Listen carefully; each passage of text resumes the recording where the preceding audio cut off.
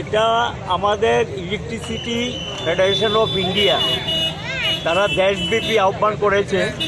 মূল কারণ হলো 1 মাসের উপর চণ্ডীগড়, যেটা হরিয়ানা পাঞ্জাবের রাজধানী, এখানে খুব সস্তায় বিদ্যুৎ সরবরাহ করতেন লাভজনক একটা সংস্থা।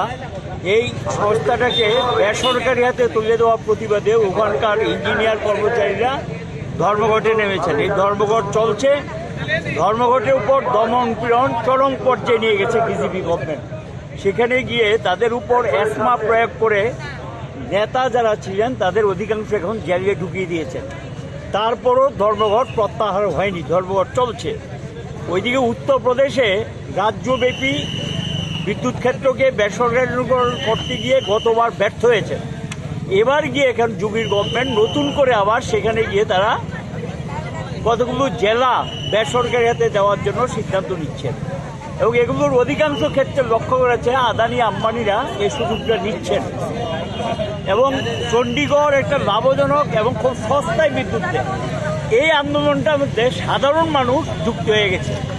আন্দোলন জনগণের আন্দোলনে পরিণত হয়েছে। চণ্ডীগড়ের যে আন্দোলনটা, আগামীকাল তারা সেখানে সরকারি প্রশাসনের জুড়ে জনগণের প্রতিবাদকে উপেক্ষা করে সেখানে একতরফাভাবে এই চণ্ডীগড়ের যে বিদ্যুৎ ক্ষেত্রগুলো বেসরকারি হাতে তুলে দেবেন 1 জানুয়ারি থেকে 2025 সাল।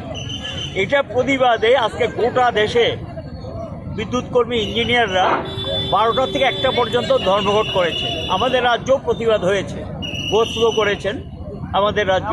আজকে এটা প্রতিবাদে Tripura employees coordination committee, Tripura বিদ্যুৎ কর্মী ইউনিয়ন, CI2 যৌথভাবে এই বিদ্যুৎ ক্ষেত্রকে বেসরকারীকরণ করা প্রতিবাদে আমরা ভারতবর্ষের সঙ্গে ত্রিপুরা সামিল হয়েছি এবং এই প্রতিবাদ মিছিল সংগঠিত করা হচ্ছে।